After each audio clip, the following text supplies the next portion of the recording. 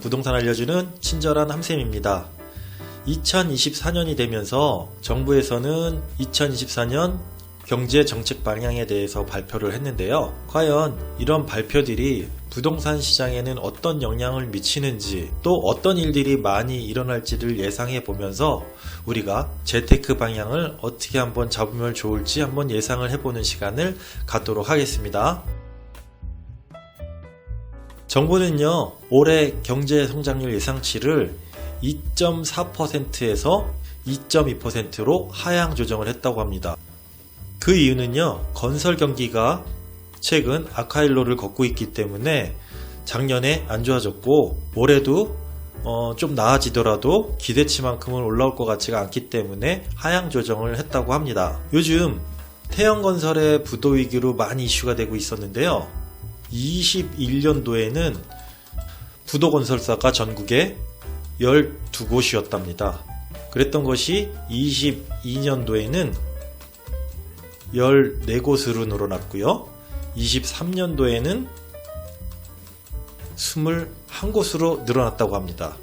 자, 24년이 되면서 대형 건설사들의 부도 위기도 거론이 되면서 중소형 건설사들은 더 심하게 압박을 받을 수밖에 없을 것 같은데요. 자, 어떤 자구책이 나오고 어떤 정책 방향이 나오면서 이런 것들을 해소하고 경제를 이끌어갈지 한번 보겠습니다.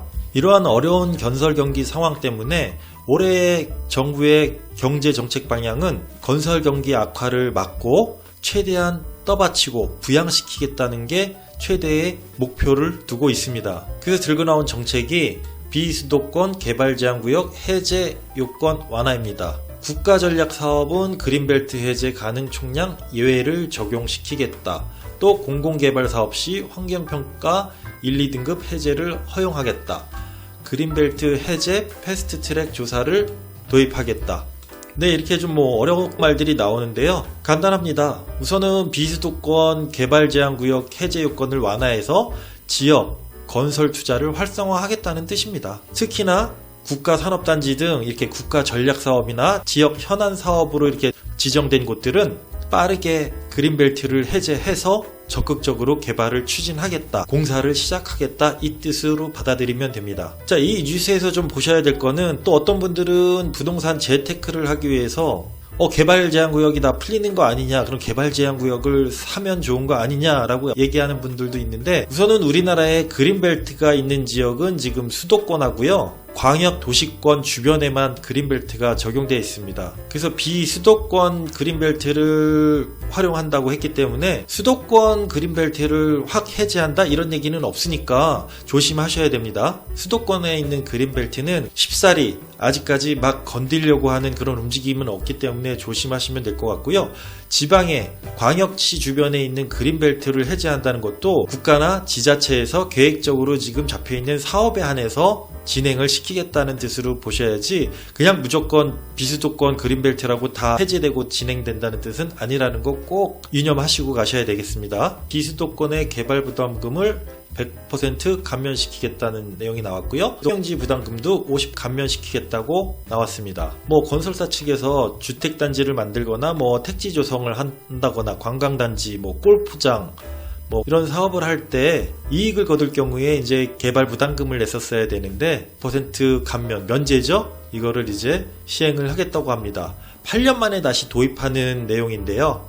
자, 제가 부동산 정책은 계속해서 반복된다는 거 알고 계시면 좋다고 얘기 드렸었죠. 자, 8년 전만 하더라도 금융위기 때 건설사들이 많이 어려움을 겪게 되면서 이런 혜택들이 나왔다가 또 이제 경기가 좋아지면서 없어졌다가 요즘 경기가 안 좋으니까 다시 이런 혜택이 나오게 되는 겁니다. 어쨌든 건설 경기 활성화를 위한 큰 정책이라고 보시면 되고요. 또 요즘 문제는 이제 건설사들 PF 문제, 대출 문제가 계속 어려움 겪고 있는 상황에서 일시적 어려움 있는 사업장은 LH가 매입해서 진행을 시킨다는 의도로 보이고요. PF 정상화 펀드 내 부동산 매입 시 취득세 50% 감면, 이런 정책도 나오고 있습니다. 건설사들의 PF 대출 이 유동성을 조금 키우기 위해서 85조 원의 자금도 조성한다고 합니다. 자, 이렇게 주요 경제 정책이 대부분 건설 경기 활성화에 주 초점을 두고 나온 내용들이 많이 있습니다. 앞으로 이런 큰 틀에서 세부 사항이 계속해서 나오게 되겠죠. 이런 걸 살펴봤을 때 올 한 해는요, 전체적으로 무조건 건설 경기 활성화, 건설 경기 부양의 목표를 두고 진행이 안 되던 개발 계획들도 빠르게 재추진을 시킬 거고요. 주택 공급 당연히 늘릴 수밖에 없게 될 겁니다.